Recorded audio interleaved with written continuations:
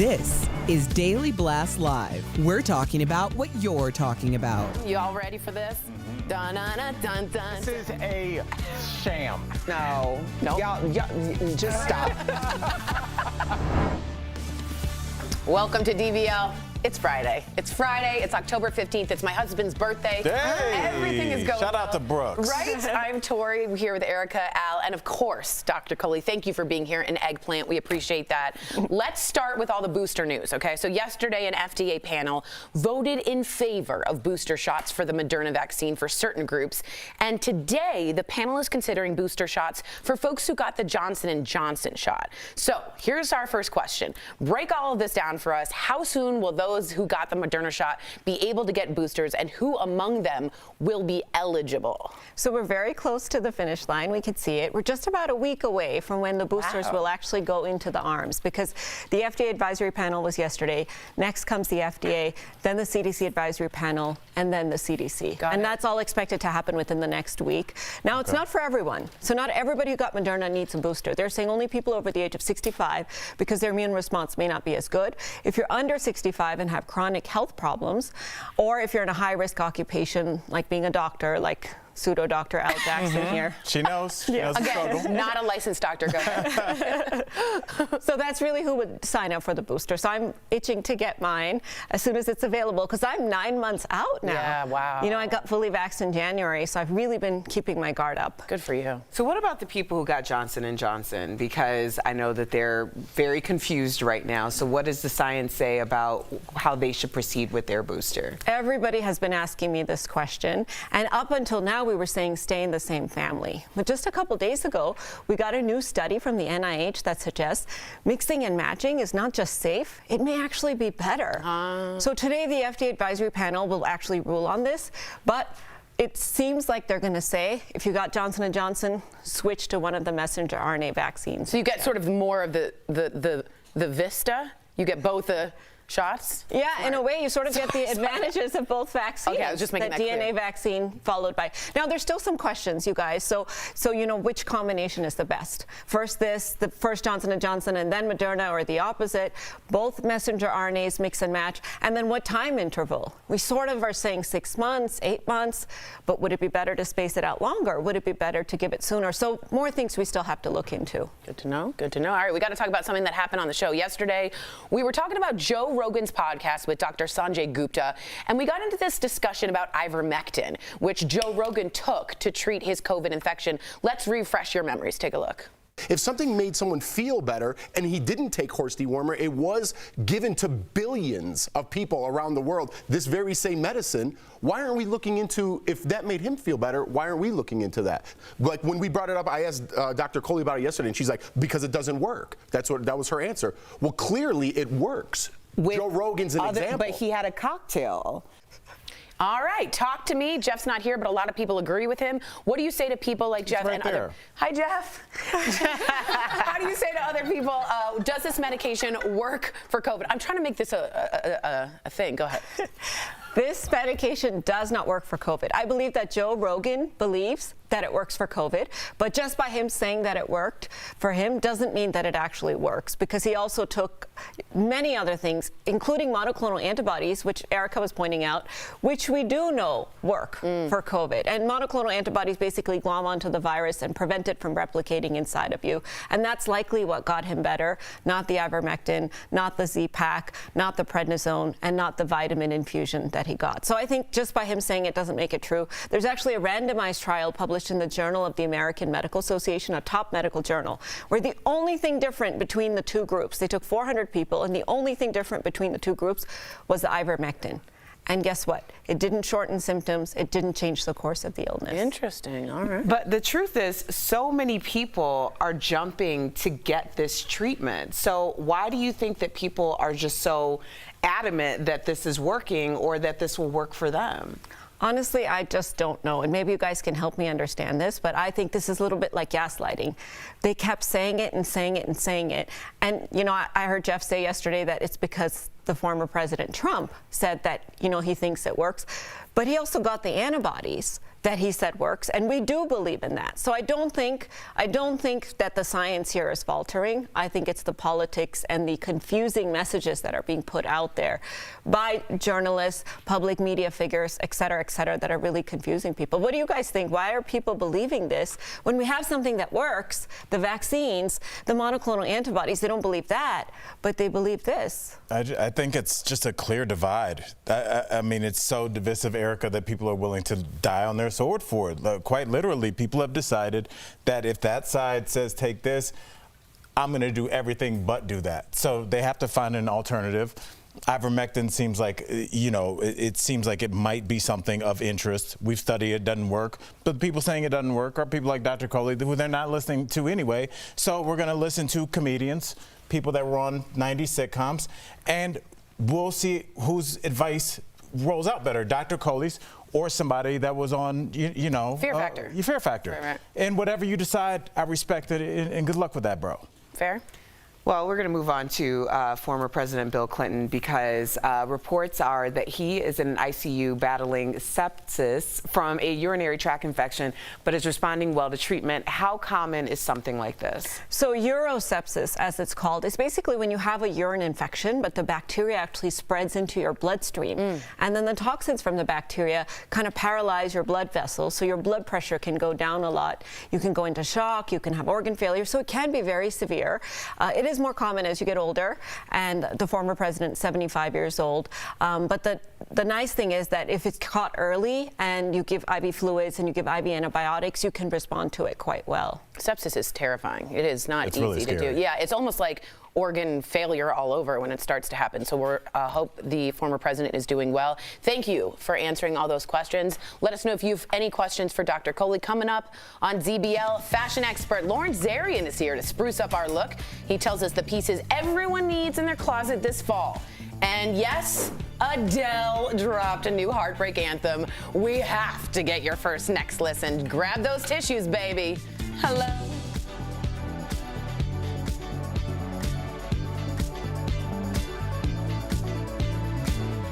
Closed captioning provided by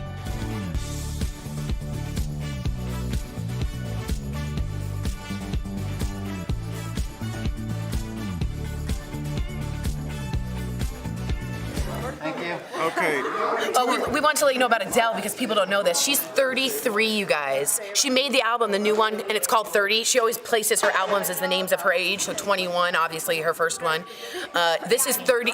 Was it 20? 19. You're right. What was on 19 was I'm the fire running in my bones, I love that song. reaching the fever pitch, and I'm bringing them out the bones. Do you want to know a little thing about that? You know this sound on that album?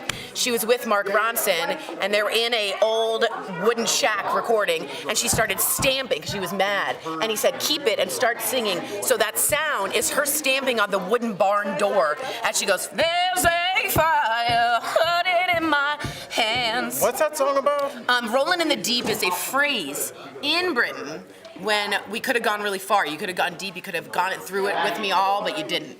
We could have had it all. We were rolling in the deep. Oh. But you broke it off, and that's on you, boo. And that's But what if it was on a toxic you. relationship that wasn't working for him?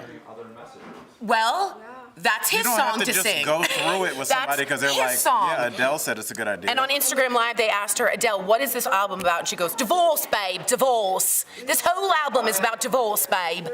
She's so cool on Instagram Live. She's so real. But she just said all of this was to say to her son, this is why I got the divorce. All the lyrics in the first song tell the whole story. We're going to take a listen, see what you think, and get ready for some crying. There's a...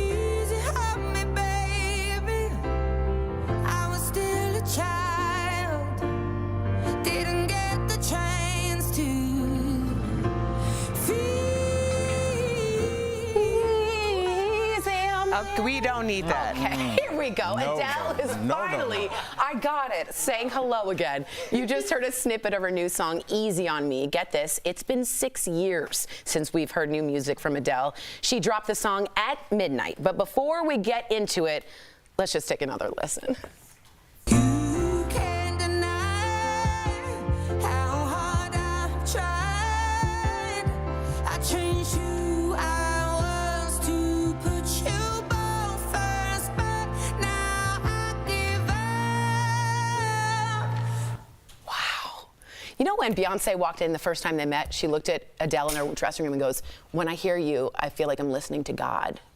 Wow. And she was like, I don't know how to respond to that. But that's, I mean, that voice Yeah. is so powerful. What do you guys think of the song? I love Adele. Me Absolutely too. love Adele. Like her last album, I was living in Sacramento. That was a very transitional time for me, like the end of one era, the beginning of the next.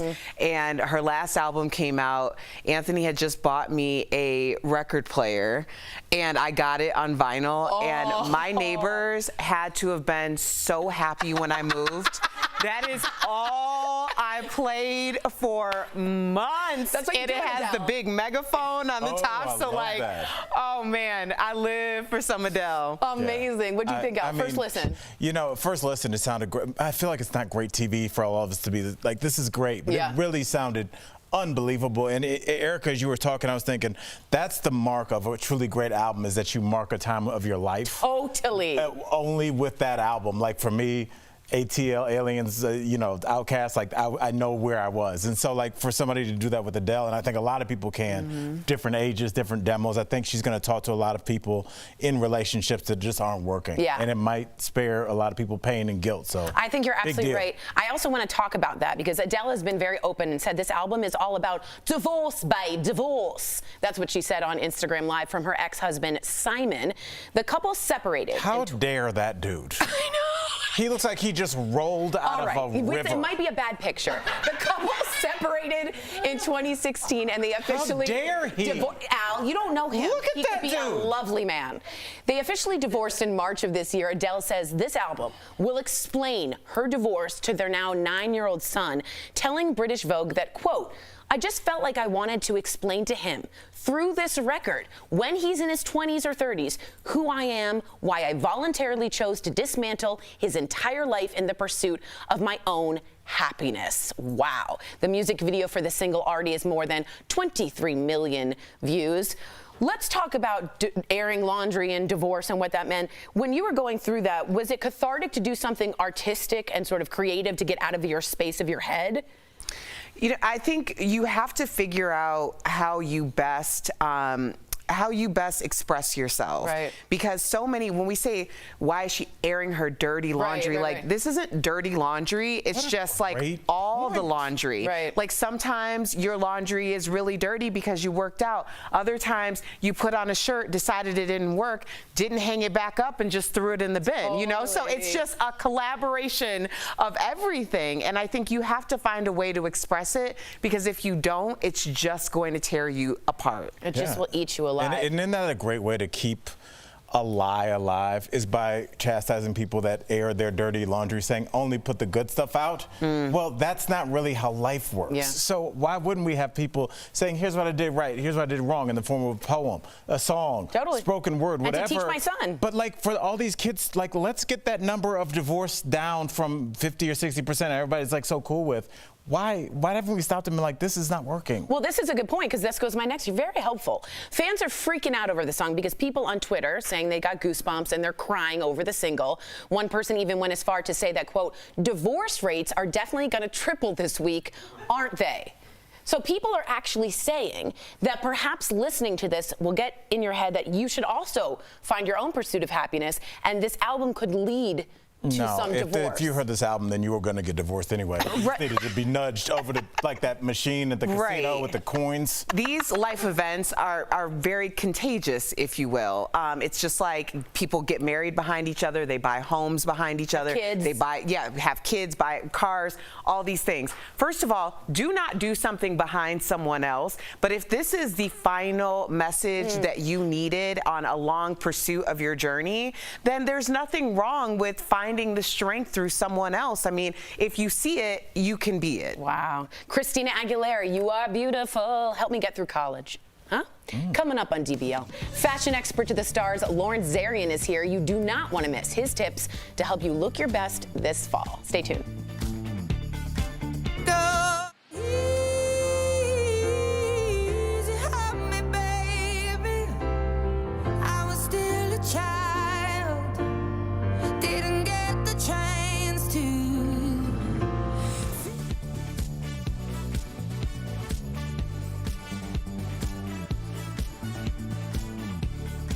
Here's the post. It says, "Today I learned the Red Cross sells your donated blood to hospitals for $150, and then the hospital charges you thousands for a blood transfusion.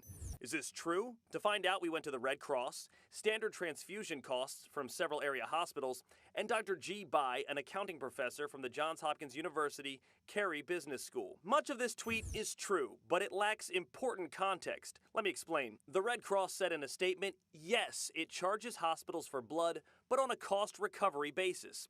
In a statement, the Red Cross outlined some of those costs. From staffing to testing to equipment to advertising to the storage of blood, it all costs money. But even that fee doesn't cover all the costs of their operation. It only covers about 98.7% of it, according to Red Cross. Now, as far as the cost to a patient for a transfusion, well, that costs money too.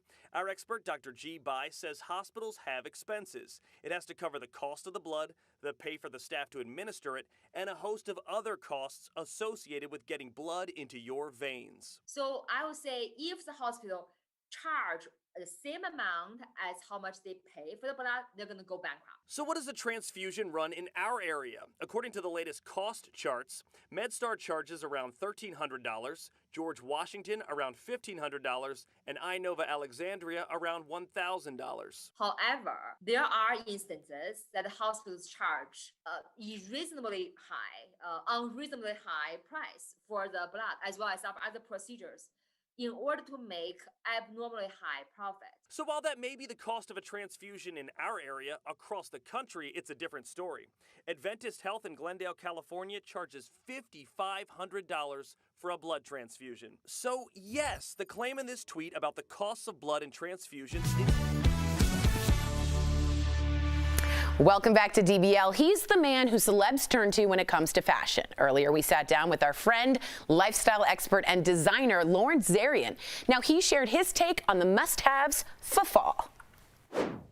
Welcome to the show, our friend. We miss you, lifestyle expert and designer, Lawrence Zarian. Yes! Hi, guys. And I'm telling you this right now, Uncle Bert, LZ is coming home. The next time I'm on this show, I'm sitting at that desk with you guys. Yes, you are. We can't Okay, wait. so LZ, I'm going to call you LZ too. I know that's your and Bert's like language between the two, but you are a friend of the show. Let's get to fashion because you know fashion more than anyone. How do we get our closet ready for fall? Because it just started to get cold here in Denver. Okay, first of all, for the last 2 years, the choices we make with our wardrobes have changed. So everybody doesn't know what to do. So I say right now, carve out some time, a day or a weekend or whatever you have, and empty your closet. Take everything out of your wardrobe and start from scratch. That's number one. Number two, go through everything. Go through everything, and if it's torn, if it's ripped, if it has stains, if it stinks, either cut it up into little dust cloths or get rid of it. Once you've done all of that, then start putting everything into specific piles or categories. So you have choices. You can put them together by season. You can put things together by color. Or what I like to do is put all my jeans together, put all my dress shirts together, put all my suits together, because then you know where your real estate is. And then here's the most important thing. If it's things in your wardrobe, ladies, that you're not wearing, you've worn to death. What if you create a girls' night out? So take all these pieces that you don't wear anymore and then create the ultimate fashion show at your home. You have your stuff, the girlfriends bring all their stuff, and then together you do the perfect clothing swap. What you think you've worn to death, a girlfriend might think, oh my gosh, I can't wait to style that.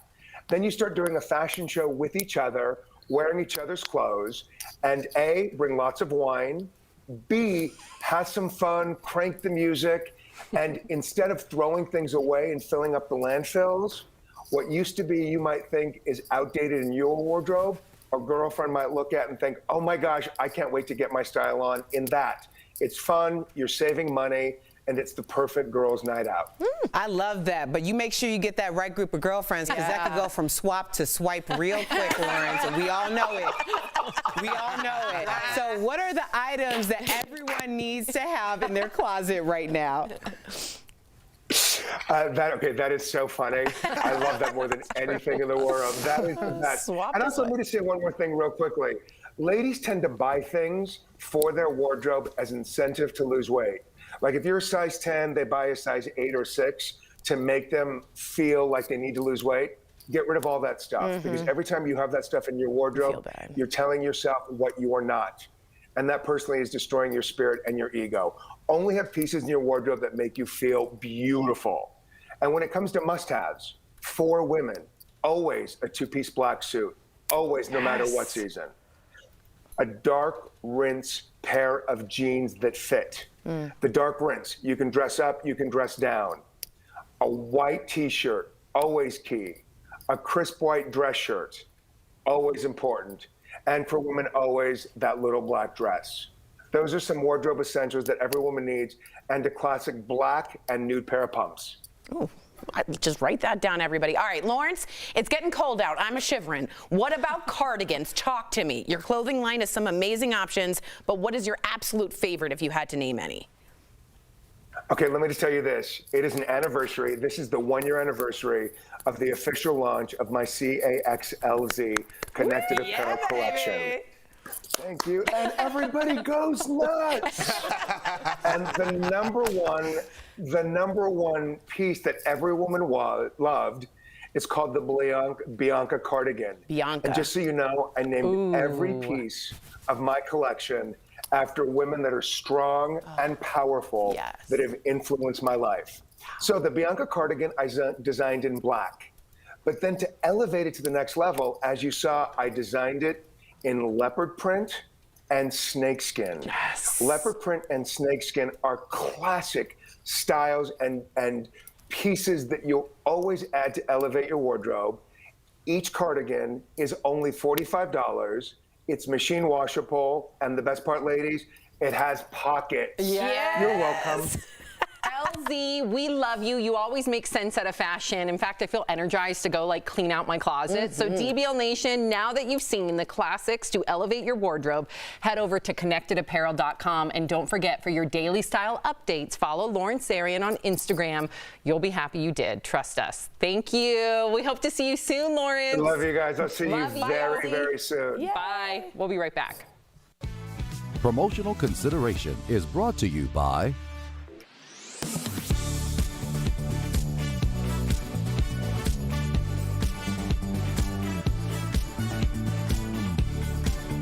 In 2019, women were 72% more likely to be injured in a car crash than men, and 17% more likely to die. A viral Instagram post with nearly 9,000 likes claims women are particularly vulnerable in crashes because safety tests are designed for a man's body. So let's verify. Do safety agencies only use male crash dummies to test collisions? Our sources are the National Highway Traffic Safety Administration, the Insurance Institute for Highway Safety, and Humanetics, the largest manufacturer of crash test dummies. The first dummies were designed in the 1970s based on what was then the average male adult, and helped drivers, insurers, and manufacturers understand how to make crashes more survivable. In some research that we've done, we know that some of those studies from the past haven't always fully separated the physiological differences between men and women from other differences in men and women's crashes that can affect outcomes. Eventually, an entire dummy family was developed, and in 2003, female dummies were incorporated into some tests. So it's false that safety agencies only use male crash dummies to test collisions. However, Humanetics says the use of female crash dummies isn't as widespread or accurate as it should be. For example, the male dummy is 5'9" and 171 pounds, representing the median American man. But the female dummy is 4'11" and 108 pounds, representing just 5% of American women. There's also an even smaller female dummy that weighs in at 97 pounds. More research is needed to determine if that's why women are more likely to suffer injuries to their legs and feet that aren't life-threatening. The IIHS also points out there are other differences that factor into what happens to women during a crash. Things like the types of vehicles that they drive, where they sit in the car, the types of crashes they get in, and all of those things can affect injury risk. With your Verify, I'm Brandon Lewis.